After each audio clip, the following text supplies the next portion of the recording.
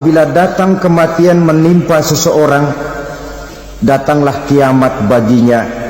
Itu yang disebut dengan kiamat kecil. Hakikatnya mati adalah perpindahan dari kehidupan di dunia ini menuju kehidupan di alam barzakh. Menunggu kita di alam barzakh sampai datangnya saat kiamat. Entah 10 tahun, entah 100 tahun, entah 1000 tahun, hanya Allah saja yang maha tahu. Adapun orang-orang beriman yang melakukan amal kebajikan dalam kehidupan di dunia ini, masa penantian yang lama di alam barzakh buat mereka sebentar saja. Tetapi bagi orang-orang kafir yang ingkar, yang tidak beriman kepada Allah, yang hidup di dunia cuma menumpuk-numpuk dosa, tentu penantian di alam barzakh akan merupakan waktu yang sangat lama. Bukankah dalam kehidupan kita waktu itu memang relatif? Contoh misalnya, bagi pemuda-pemudi yang sedang duduk asyik memadu cinta,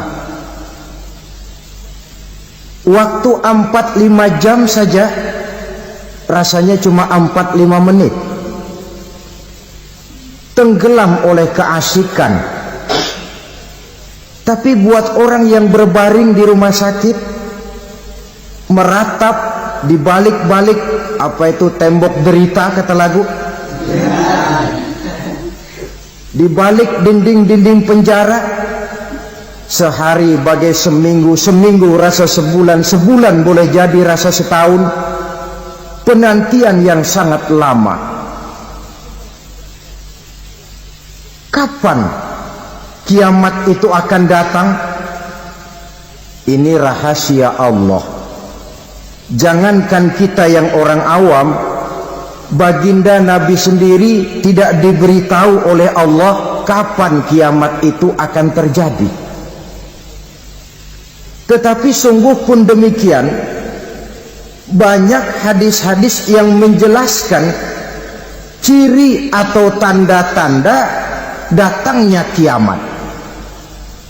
Nah, kalau sudah bicara soal tanda kiamat itu ada dua.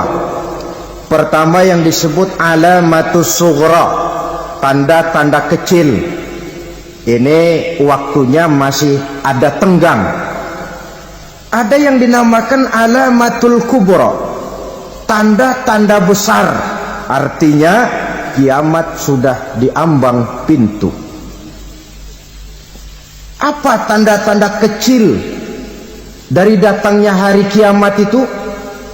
Misalnya kata Nabi, apabila ilmu sudah diangkat oleh Allah, artinya apabila ulama sudah banyak wafat, minat orang belajar agama berkurang, lalu kebodohan nampak merajalela di mana-mana, zina dikerjakan secara terbuka, minuman-minuman keras jadi kebanggaan. Itu termasuk di antara tanda-tanda kecil terjadinya hari kiamat.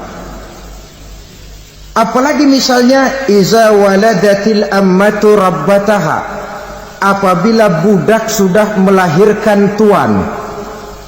Apa maksudnya? Ada yang mentafsirkan apabila anak sudah bisa membudaki orang tuanya.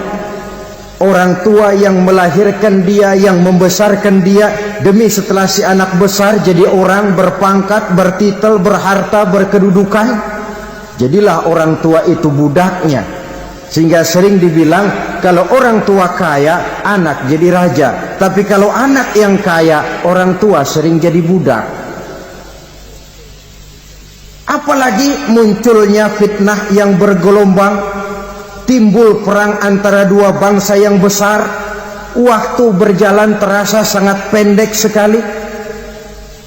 Itu merupakan tanda di antara tanda-tanda kiamat. Termasuk di dalamnya sulit membedakan mana laki, mana perempuan. Kan kalau tanda-tanda kayak begini sekarang sudah banyak kita lihat kan. Ulama banyak wafat, penggantinya sulit. Zina dikerjakan berterang-terangan, minuman keras jadi kebanggaan. Banyak anak membudaki orang tuanya, sulit membedakan mana laki mana perempuan. Kadang-kadang dari belakang kita lihat perempuan bener, begitu kita colek nengok jenggotan.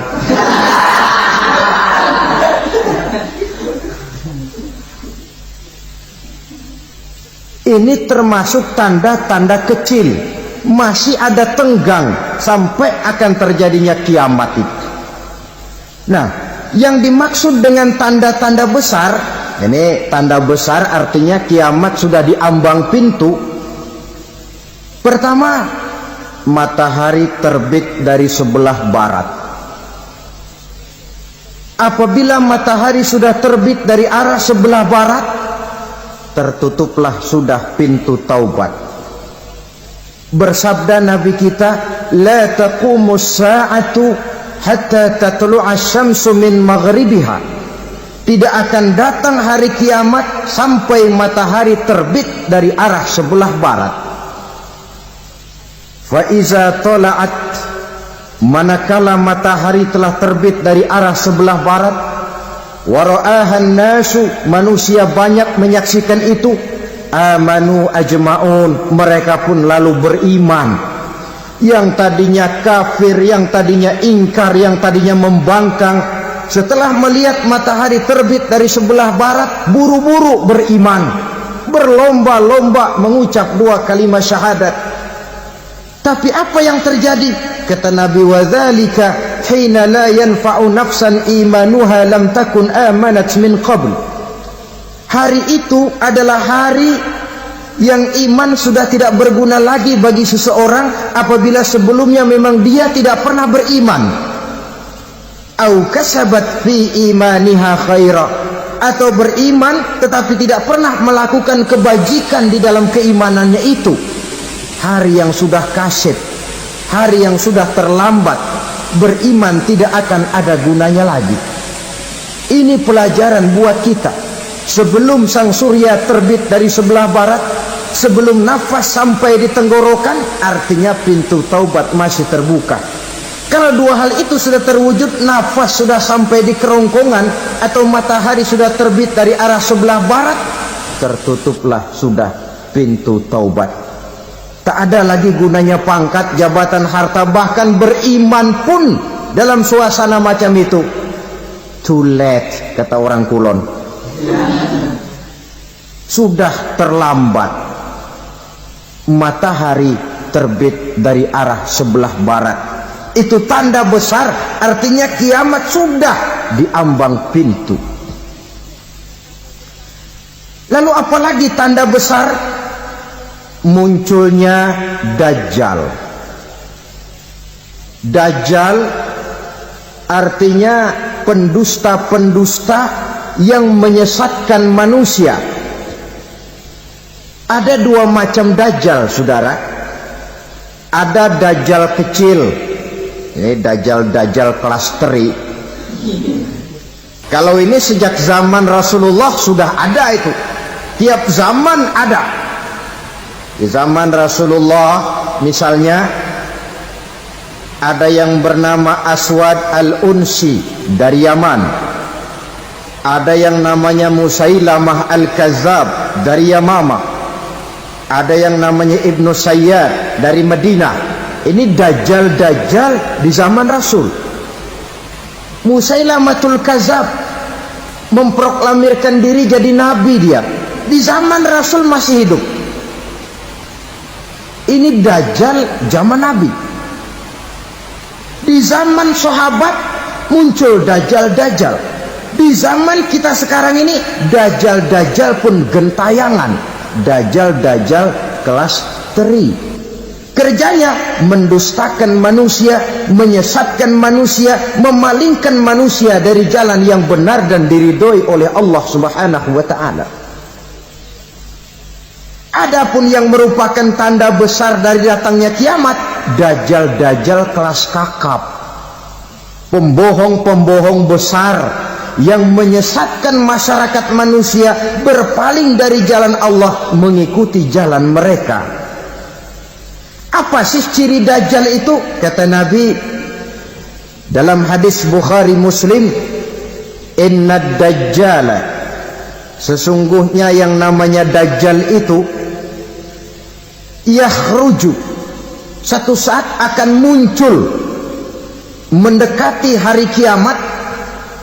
Wa inna ma'ahu ma'an, si dajjal ini membawa air, wa naran, dan juga membawa api. Dua simbol, di tangan yang satu dia bawa air, di tangan yang satu dia bawa api. Wa ammal ladzi yarahu an-nasu ma'an fanarun, adapun yang orang banyak lihat air, hakikatnya adalah api.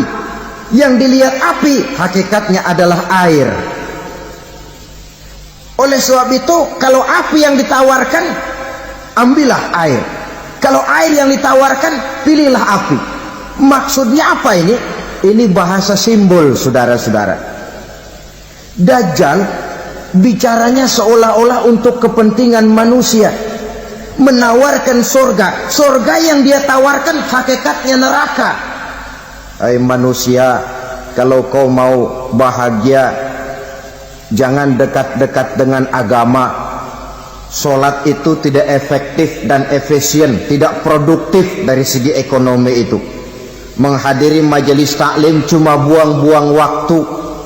Tahajud, tasbih, tahlil, baca Quran, apa itu? Pekerjaan mubazir saja. Hidup ini cuma sekali, masa yang cuma sekali, manfaatkan dengan sebaik-baiknya. Mumpung, dibawanya sifat mumpung tetapi dalam pengertian yang sangat negatif.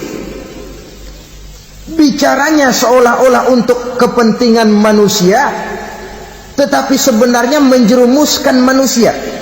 Menawarkan air, tapi sebenarnya api. Menawarkan api, tapi hakikatnya air. Buat apa kamu sholat? Buat apa kamu bayar zakat? Buat apa kamu puasa? Surga yang dicanangkan Dajjal, hakikatnya neraka. Neraka yang digambarkan Dajjal, pada dasarnya adalah surga. Jadi memutarbalikkan fakta itu kerjaan Dajjal. Yang hak jadi batil, yang batil dibilang hak, yang benar jadi salah, yang salah malah jadi benar. Tuntunan disuruh jadi tontonan, tontonan malah menjadi tuntunan. Itu pekerjaan Dajjal profesinya. Zamannya Nabi Adam, Dajjalnya kan iblis. Betul? Betul. Apa sih gang kerayuan iblis itu? Allah setelah menciptakan Nabi Adam kan bilang, Adam, kau dan istrimu Hawa tinggal di surga ini. Seluruh fasilitas yang ada di surga persilahkan kau nikmati. Satu yang tidak boleh, jangan coba-coba dekati pohon khuldi. Dekat saja jangan, apalagi sampai memetiknya. Datang Dajjal yang namanya iblis ini. Adam, kamu tahu nggak kenapa tidak boleh makan buah khuldi? Ya nggak tahu, pokoknya saya dilarang. Bodoh kamu Dam. Khuldun artinya kekal. Kalau kamu makan itu buah, kau akan kekal di surga buat selamanya. Allah tidak kepengen, maka dilarang kamu makan buah khuldi. Kalau kau ingin kekal di surga Adam, makan saja. Saya bicara begini ini untuk kepentingan kamu Adam. Ini kan ciri-ciri Dajjal. Bicaranya sih seolah-olah untuk kepentingan Nabi Adam, hakikat sebenarnya menjerumuskan Nabi Adam supaya ingkar dan melanggar larangan dari Allah Subhanahu wa ta'ala. Jadi setelah muncul Dajjal, timbul kekacauan-kekacauan di masyarakat. Banyak yang terpengaruh, terpedaya dan terpesona, termasuk mereka yang memproklamirkan diri jadi nabi, mereka yang memproklamirkan diri jadi rasul di zaman sesudah Rasulullah wafat. Itu adalah Dajjal-Dajjal.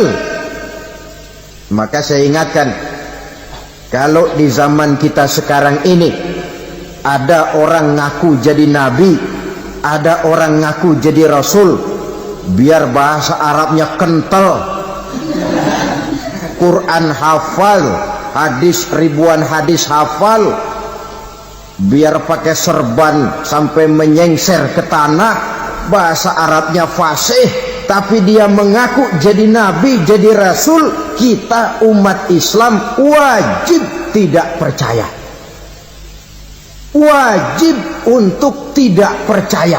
Itulah dajjal-dajjal zaman kita sekarang ini. Tidak mustahil mereka datang mempengaruhi orang-orang awam supaya berpaling dari Rasulullah, mengikuti mereka.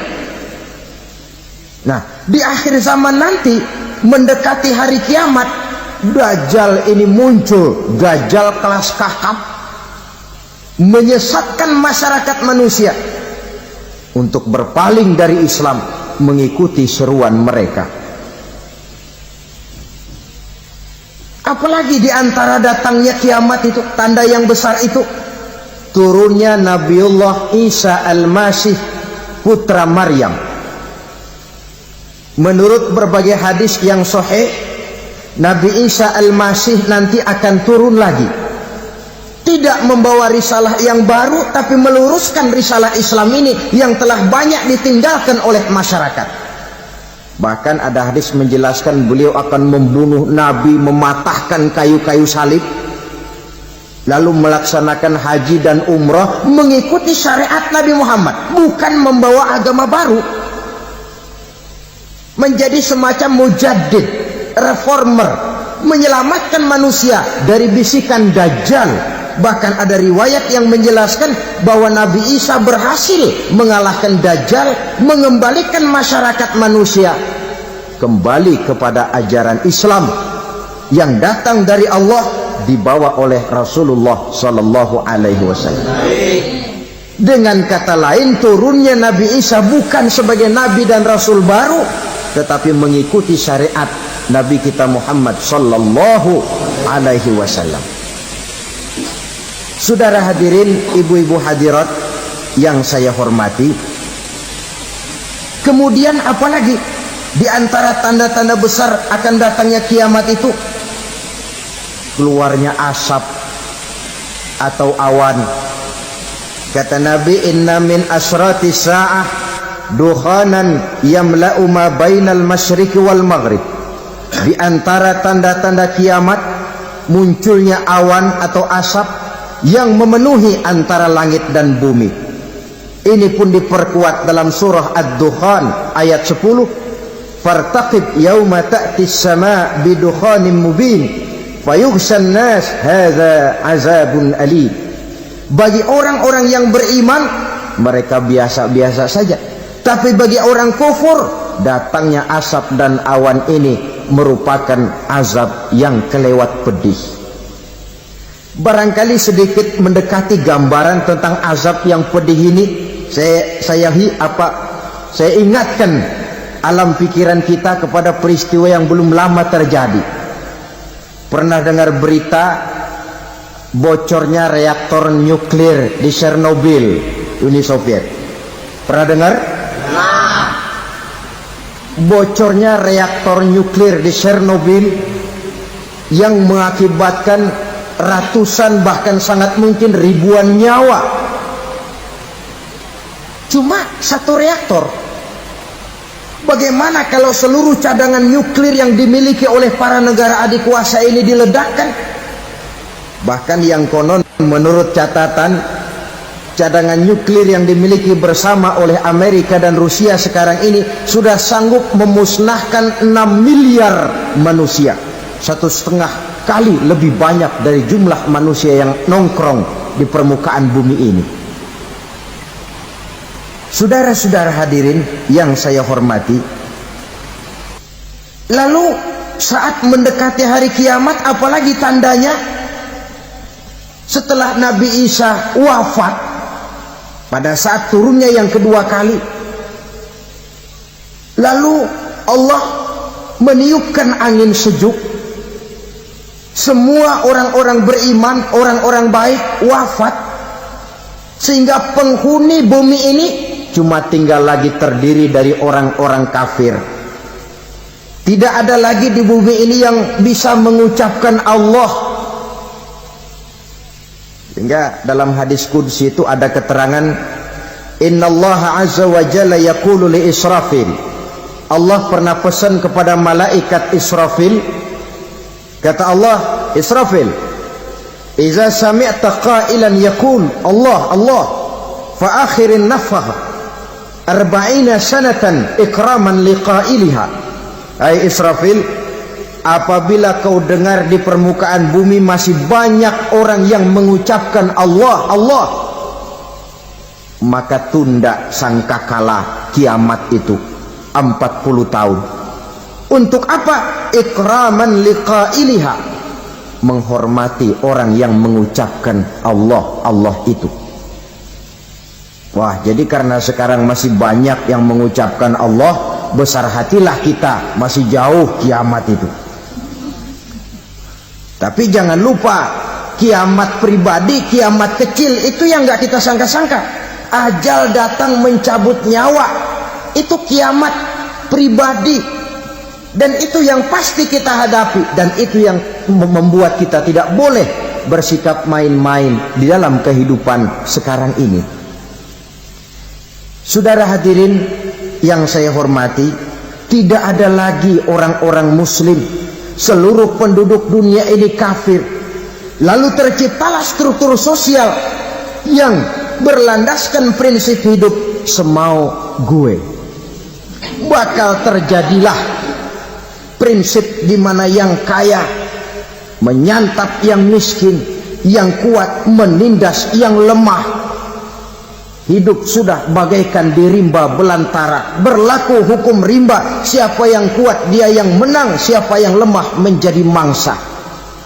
Timbul kekacauan, maksiat merajalela, munkarat menjadi-jadi, sehingga isi bumi ini penuh dengan segala macam perbuatan dosa. Tidak ada perlunya lagi alam diperpanjang temponya. Datang saat yang sudah dijanjikan oleh Allah Azza wa Jalla, maka terjadilah yang disebut kiamat kubra, kiamat besar, kiamat hancur-hancuran. Bagaimana kejadian ini dimulai? Dalam surah Az-Zumar ayat 68, Allah Subhanahu wa taala berfirman, wa nufikha fis-suri fasa'iqa man fis samawati wa man fil ardi illa man sya'allahu. Maka manakala ditiuplah sangkakala, terkejutlah seluruh yang ada di langit dan seluruh yang ada di bumi. Bila saat kiamat datang, Allah perintah malaikat Israfil, Israfil, tiup sangkakalamu. Ditiuplah sangkakala oleh malaikat Israfil. Yang akibat daripada tiupan itu, seluruh yang ada di langit, seluruh yang ada di permukaan bumi terkejut. Yang ada di langit siapa? Malaikat kan.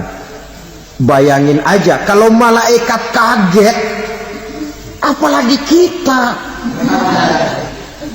Terkejut seluruh makhluk yang ada di bumi, yang ada di langit mendengar suara sangkakala itu. Bunyinya tidak sanggup kita bayangkan dahsyatnya. Ledakan nuklir, ledakan neutron, belum apa-apa ketimbang bunyi sangkakala malaikat Israfil ini. Nah, lalu mendengar bunyi sangkakala ini, gemparlah makhluk, kacaulah alam. Bumi gempa, planet-planet bertabrakan, gunung meletus, air laut tumpah ke darat, angin topan bertiup, halilintar menyambar. Lalu semua yang bernama hidup mati total. Mati bareng tanpa persiapan. La haula wala quwata illa billah. Saya kadang-kadang dalam tafakur bermohon, ya Allah, mudah-mudahan saya nggak nemuin kiamat beneran. Ngeri. Tidak bisa kita bayangkan macam apa suasana seperti itu. Allah saja banyak memberikan gambaran, misalnya Al-Qari'ah, wa mal qari'ah, wa ma adraka mal qari'ah. Kejadian yang menggemparkan. Tahukah kamu apa kejadian yang menggemparkan itu? Yauma yakunun nasu kal farasil mabsus wa takunul jibalu kal ihnil manfus.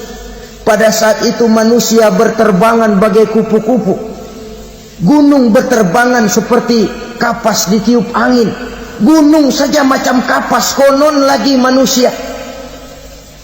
Kematian total, mulai semut sampai gajah mati, jin mati, iblis mati, malaikat mati. Malaikat saja mati. Saudara hadirin yang saya hormati, kematian total yang tanpa persiapan. Orang bilang, Pak, kalau mati bareng begitu yang repot malaikat maut dong ya. Cabut sana, cabut sini. Itu kalau menurut logika kita. Mestinya begitu menurut logika. Tapi logika juga yang bilang nggak perlu serepot itu. Sebab untuk mematikan listrik di wilayah DKI, di wilayah Jakarta, nggak perlu tiap rumah didatengin matiin ya lama. Cukup dari kantor pusatnya saja PLN tekan satu tombol, gelaplah seluruh Jakarta. Saudara hadirin yang saya hormati, kematian total. Lalu setelah kematian total, planet-planet juga mati, dalam arti tidak bergerak dan beredar. Angin mati, dalam arti tidak bertiup. Air mati, dalam arti tidak ada riak gelombang. Pokoknya semua mati. Kullu nafsin za'iqatul maut. Semua yang bernafas mati. Dalam ayat lain, kullu man 'alaiha fan. Semua yang ada di permukaan bumi fana. Yang kekal cuma Allah Subhanahu wa ta'ala. Yang paling belakang mati malaikat maut dan malaikat Israfil. Tapi mati juga sesuai dengan janji Allah.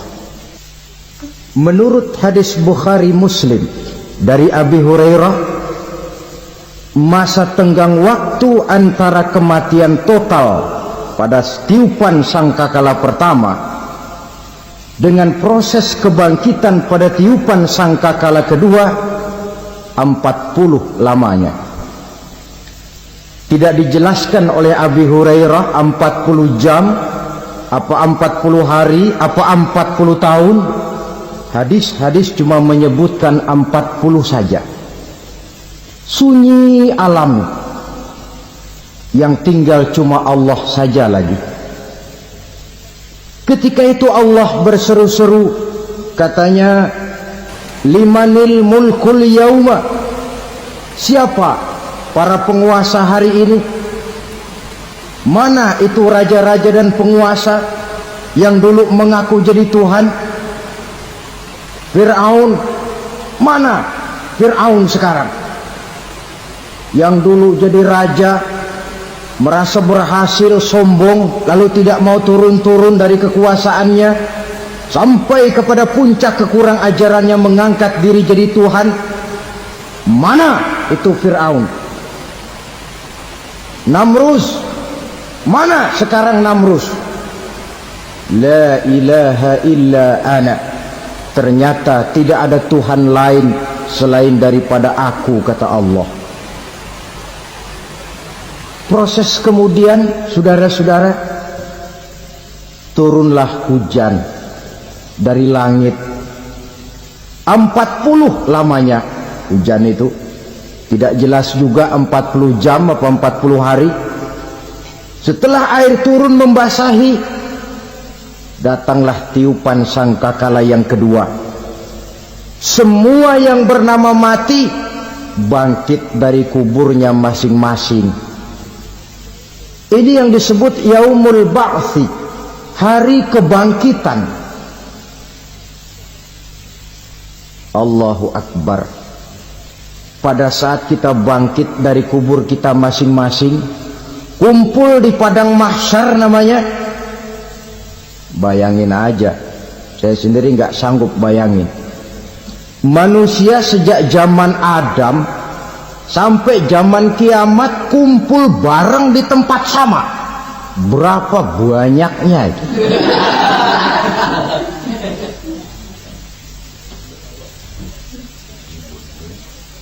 Dan yang luar biasa menurut satu riwayat, pada saat bangkit itu, Masya Allah, roman muka kita berubah,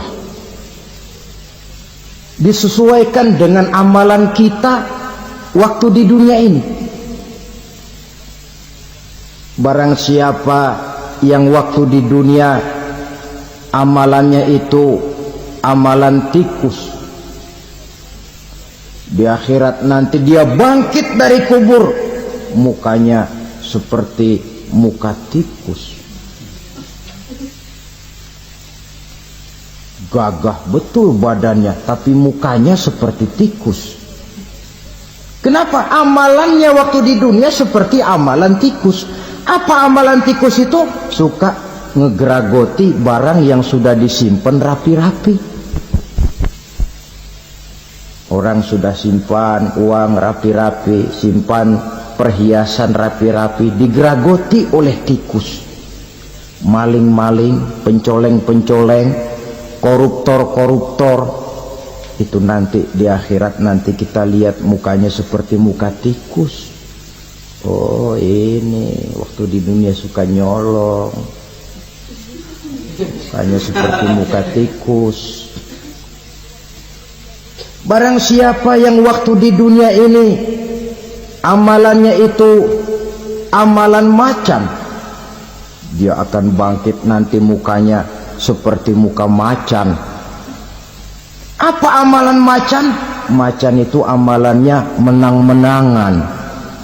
Orang yang mau menang saja nggak mau mengalah. Coba lihat di hutan, kenal hutan nggak? Di hutan, raja hutan di mana-mana pasti macan, betul kan? Betul. Padahal hutan belum pernah bikin pemilihan umum. Tapi macan tidak peduli ada pemilihan umum apa tidak, pokok saya raja. Sebab apa? Macan jadi raja itu bukan karena benar, tapi karena kuat jadi raja. Setelah dia jadi raja, rakyat hutan yang mesti dilindungi malah dimakan oleh raja macan. Kambing rakyat hutan dimakan oleh macan. Ayam rakyat hutan dimakan oleh macan. Itu nanti kita lihat di akhirat itu mukanya seperti muka macan, gagah betul. Lalu barang siapa yang di dunia ini amalannya itu seperti amalan anjing, nanti dia punya muka seperti muka anjing. Apa amalan anjing? Pertama, anjing itu kalau disuruh jaga rumah, dia tidak bisa membedakan mana maling mana tamu. Biar yang datang maling kalau bawa tulang, anjing kalem. Yang kedua, anjing itu akan setia kepada siapa saja yang memberinya roti. Siapa yang memberinya roti, itulah majikannya. Apa kata majikannya, pasti dia laksanakan. Soal benar atau salah dia tidak peduli. Setelah anjing dapat roti, dia tidak punya pilihan lain kecuali bilang, abdi mah kumaha juragan wae ayeuna mah.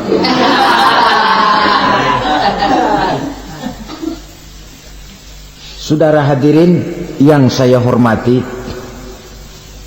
berkumpul di padang mahsyar, tiap orang sibuk dengan persoalannya masing-masing. Matahari waktu itu didekatkan oleh Allah, panas luar biasa.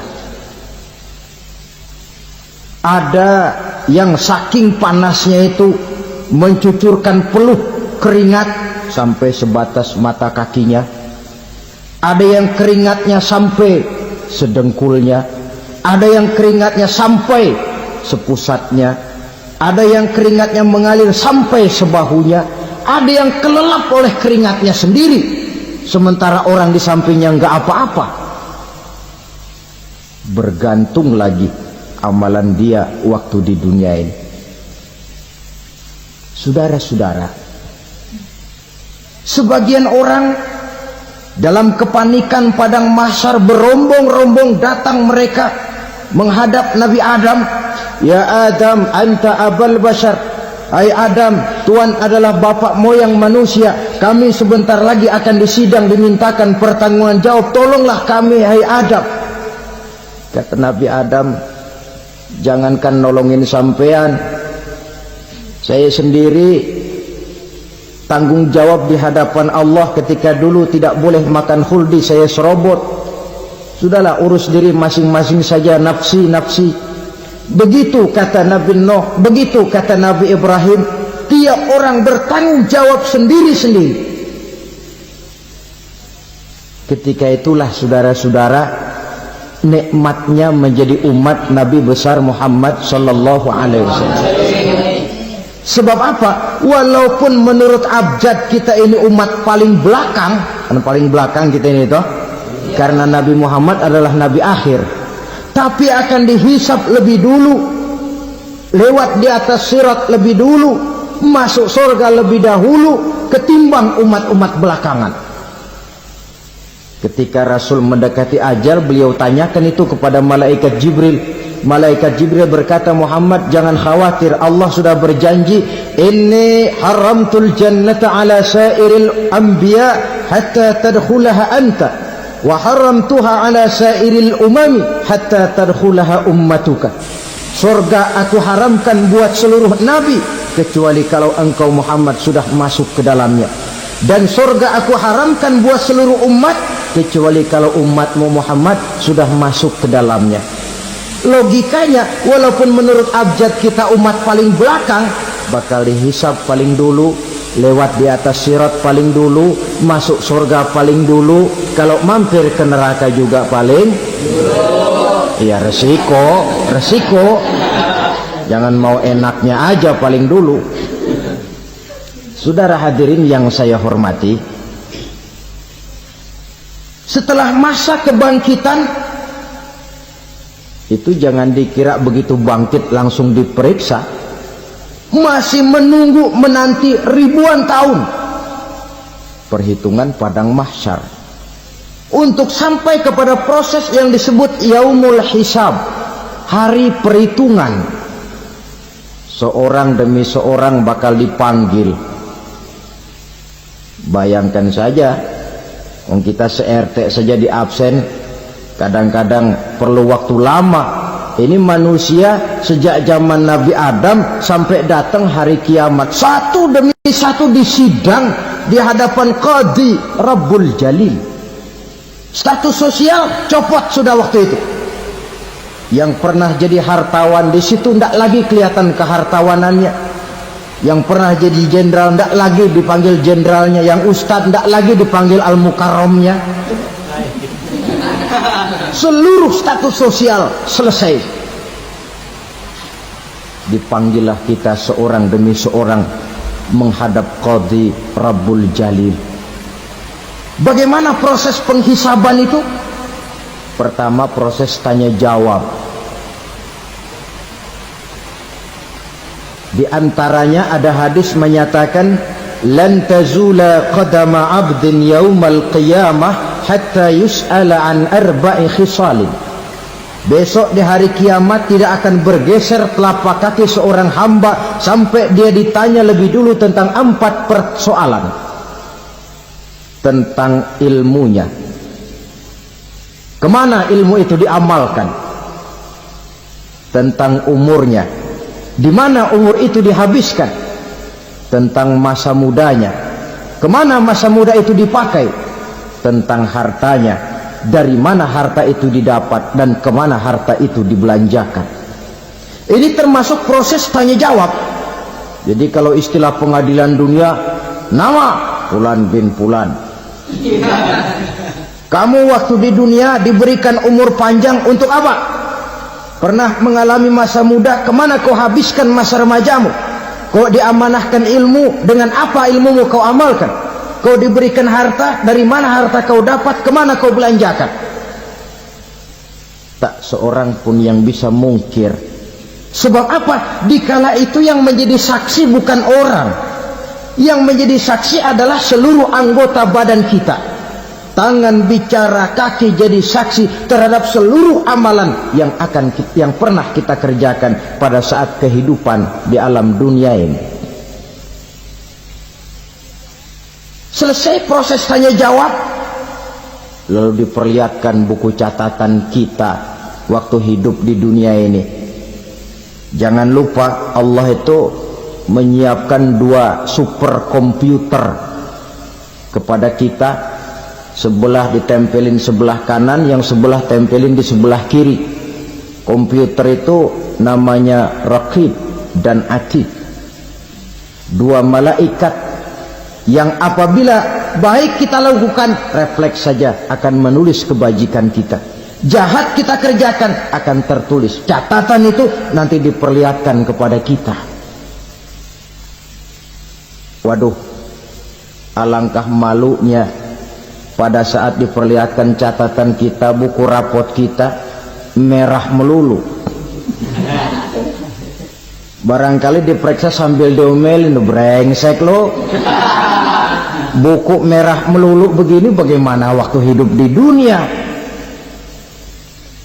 Tidak cukup diperlihatkan buku catatan kehidupan, rekaman kehidupan. Rekaman kehidupan kita secara utuh sejak terlahir sampai ajal datang merenggut nyawa. Barangkali mirip dengan video sekarang ini, di mana terekam dengan baik seluruh kegiatan kita, sejak yang sekecil-kecilnya sampai kepada yang sebesar-besarnya. Untuk kemudian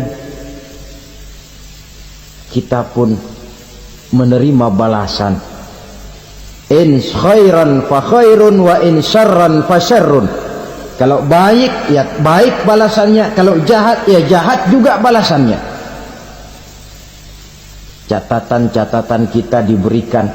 Kalau banyak kebajikannya diberikan di tangan kanan dengan cara yang halus. Kalau banyak kejahatannya diberikan dari sebelah kiri atau dilempar dari belakang.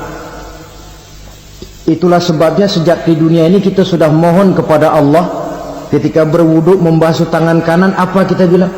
Allahumma a'tini kitabi biyamini wa hasibni hisaban yasira.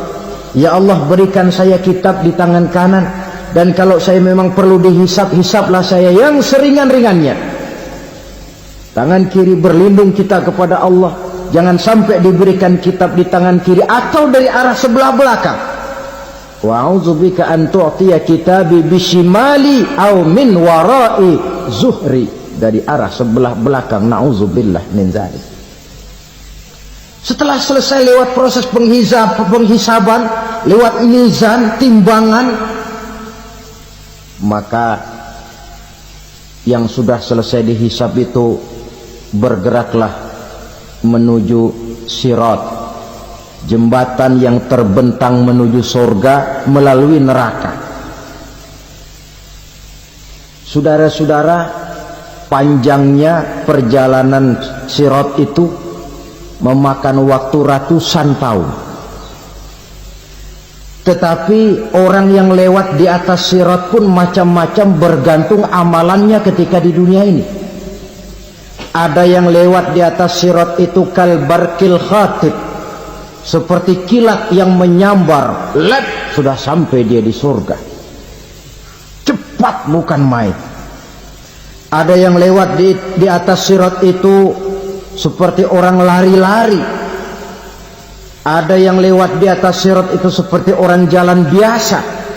Ada yang sambil merangkak, ada yang sambil ngesor, ada yang sambil gelayutan, ada yang selamat sampai ke ujung ke surga, ada yang tergelincir jatuh masuk ke dalam neraka, bergantung amalannya dalam kehidupan di dunia sekarang ini. Tiap kita akan melewati yang namanya sirat ini. Saudara-saudara kaum muslimin yang saya hormati,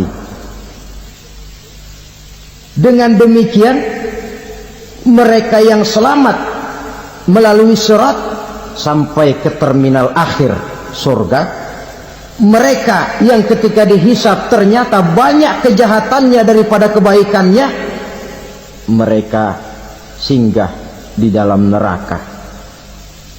Nah, adapun orang-orang yang beriman menurut ayat Quran dan hadis Nabi itu nanti ada bermacam-macam. Ada orang beriman itu yang dimasukkan surga. Ada orang beriman itu yang dimasukkan ke dalam surga.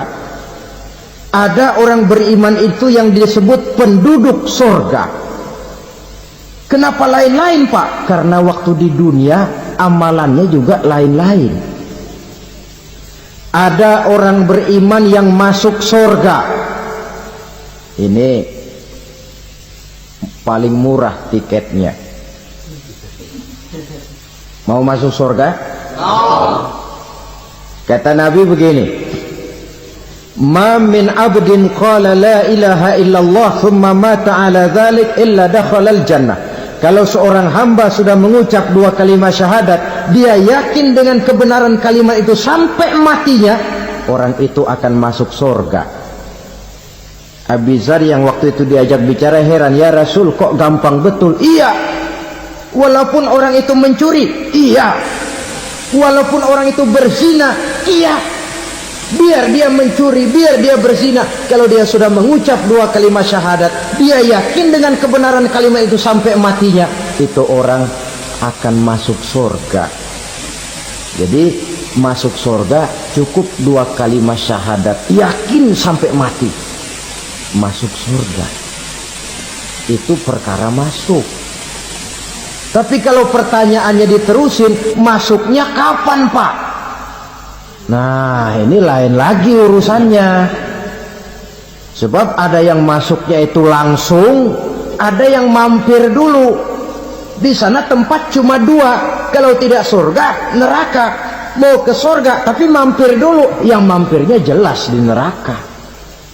Kenapa? Dalam hadis qudsi ada riwayat, nanti itu di akhirat, setelah Allah selesai mengatur penduduk surga masuk surga, yang neraka masuk neraka, Allah berkata kepada malaikat Malik, malaikat Malik, labaik ya Allah, itu bajingan-bajingan tengik, manusia-manusia durjana yang waktu di dunia tidak mau sujud, jauh dari ulama, gemar melakukan yang munkarat dan maksiat, hidup di tengah masyarakat selalu jadi bibit keonaran, kufur, sudah masuk neraka semua.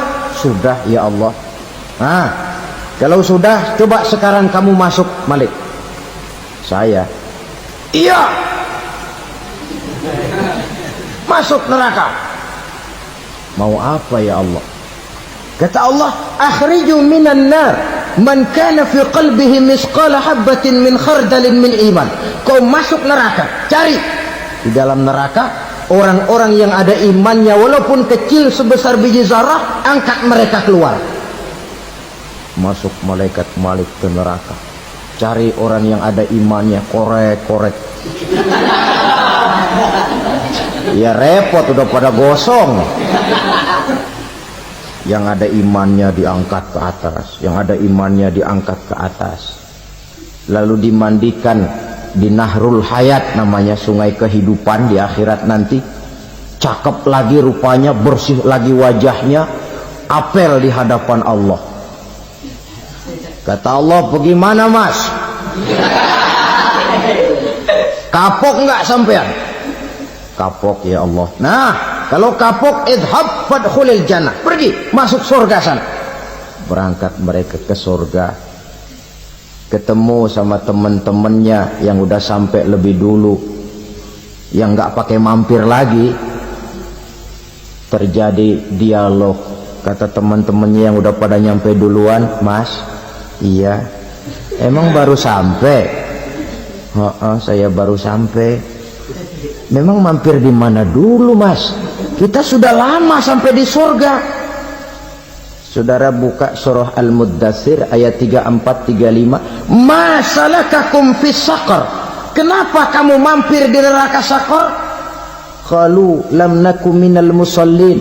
Mereka menjawab, kami mampir di neraka Saqar, Mas, gara-gara dulunya kami waktu di dunia tidak pernah sholat. Tidak pernah sholat? Tidak pernah. Kan rumahnya dekat masjid, cuma dekat doang, Mas. Sholat mah enggak saya. Enggak pernah ngasih makan fakir miskin, enggak pernah hadir di majelis taklim, pendeknya enggak pernah melakukan kebajikan, maka saya pun mampir di neraka Saqar. Untung betul saya punya iman, Mas, sedikit. Waktu hidup di dunia dulu saya pernah mengucap 2 kalimat syahadat, sekali-kalinya waktu mau kawin. Masya Allah. Untung saja kawin, kalau nggak kawin polos.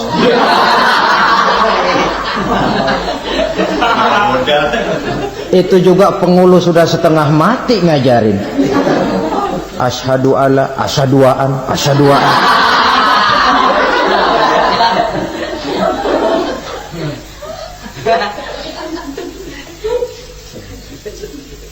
Ini namanya masuk surga, ada mampir dulu. Ada pula orang mukmin itu yang dimasukkan surga. Namanya dimasukkan kan terima beres. Saya masuk ke rumah, jalan sendiri, cari tempat sendiri. Saya dimasukkan ke dalam rumah, terima beres, pokok ada di dalam, itu dimasukkan namanya. Nggak pakai mampir. Tapi tentu tiketnya lebih mahal ketimbang yang pertama tadi. Apa kata Allah? Innal ladzina amanu wa amilus salihat la ukaffiranna anhum sayyi'atihim wa la udkhilannahum jannah. Sesungguhnya orang-orang yang beriman kemudian beramal soleh, kami hapuskan segala dosa dan kesalahannya, kami masukkan mereka ke dalam surga. Lihat ayatnya, Allah yang memasukkan, kita yang dimasukkan. Tidak pakai transit, tidak usah mampir. Cuma tidak cukup syahadat, tidak cukup amanu, tapi diiringi dengan wa'amilus salih. Iman, amal. Tidak cukup syahadat, lalu dibuktikan dia sholat, dia zakat, puasa, lalu dia melakukan berbagai macam kebajikan. Ini yang menyebabkan dia tidak pakai mampir di tempat yang bernama Saqar. Lalu ada pula orang mukmin itu yang disebut penduduk surga. Wah, ini sudah VIP ini. Ashabul jannah, penduduk surga. Siapa mereka? Kata Allah, innal ladzina amanu summa istaqamu fala khaufun 'alaihim wa la hum yahzanun ulaika ashabul jannah hum fiha khalidun. Sesungguhnya orang-orang yang beriman lalu istiqamah, tetap dalam melaksanakan perintah Allah, tidak goyang, tidak labil tapi stabil, istiqamah, mereka tidak takut dan tidak bersedih hati. Merekalah penduduk surga. Iman, istiqamah. Tidak punya duit, sembahyang. Banyak duit, sembahyang. Miskin, sembahyang. Kaya, tetap sembahyang. Istiqamah. Kadang orang kalau susah rajin ke masjid, banyak duitnya ngelihat masjid melengos.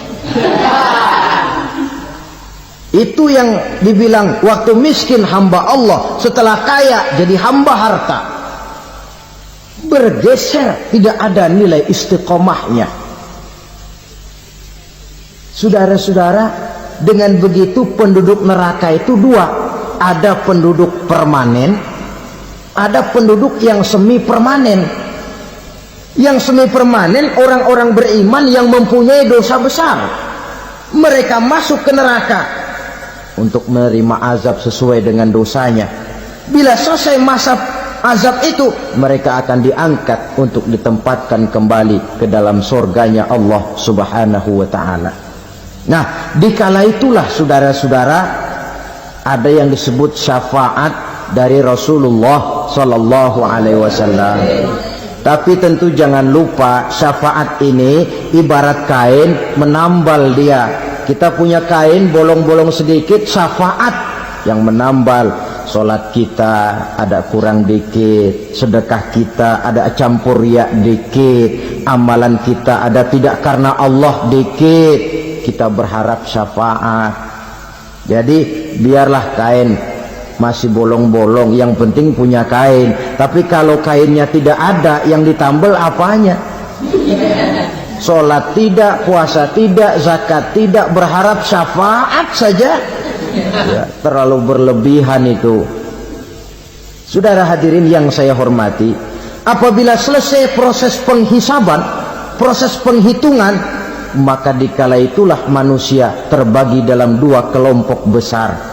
Fariqun fil jannah wa fariqun fis sa'ir. Sekelompok orang-orang beruntung yang masuk ke dalam surga, dan sekelompok lagi masuk ke dalam neraka.